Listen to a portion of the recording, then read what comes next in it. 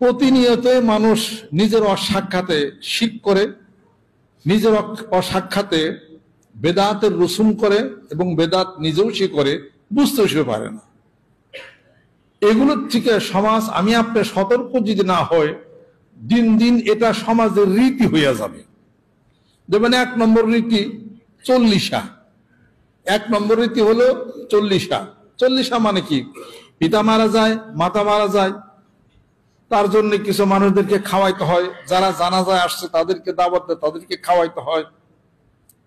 এই 40 করা। আমার কথা হলো কি যে আমার পিতা মারা গেছে, দুঃখের সংবাদ, কষ্টের সংবাদ, আমি খুশি হয়ে মানুষকে আমি খাওয়াবো কেন? শুধু তাই না, জীবিত মানুষরা তো পিতা মাতার 40 তো করেই। এমনও প্রমাণ দেখা গেছে গ্রামে গঞ্জে, সে যে মারা যাবে এই জন্য নিজেই নিজের 40 আগেই কইরা মরছে। আমি এটা ওর কোন পথ? মরেই তো নেন পর্যন্ত, আমি তো মরুন, যদি আমার পক্ষে তো আমার পোলা মেলা যদি 40 না করে, কাজে আগে আমি কইরা তুইলাম।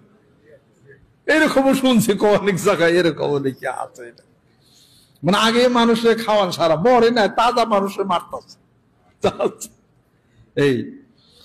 এগুলো হলো সম্পূর্ণ বেদাত। এটার থেকে আসতে হবে কষ্ট। আল্লাহর হুকুম মানাটা কষ্ট। এটার থেকে সম্পূর্ণরূপে ফিরতে হবে। কেন? আমি একটা হাদিস বলি আপনাদেরকে। হাসরের ময়দানে যারা বেদাতের রসুম করবে, বেদাত করবে এবং এটাকে সে সালো মনে করবে যে এটা কোনো ব্যাপার না, কোনো ঘটনা না, তখন হাউজে কাউসারের পাশে আল্লাহ নবী সাল্লাল্লাহু আলাইহি সাল্লাম থাকবেন। সেখান থেকে উম্মতদেরকে পানি পান করে জান্নাতে নিবেন। দূরে কিছু ফেরেশতারা করবে কি, কিছু মানুষদেরকে ধাক্কায়া ওই হাউজে কাউসারের পানির ওখানে আসতে দিবে না। আল্লাহ নবী সাল্লাল্লাহু আলাইহি ওয়াসাল্লাম বলবে, এই ফেরেশতারা, তোমরা তাদেরকে আসতে দাও না কেন?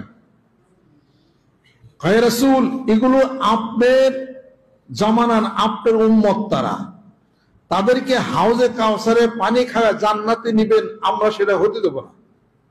কেন? তারা আপনি দুনিয়া থেকে বিদায় হয়ে যাওয়ার পরে নিজেরা বেদাত করেছে এবং বেদাতের প্রচলন সমাজের মধ্যে তারা করছে। এই হাদিস কি মিথ্যা নাকি? এটা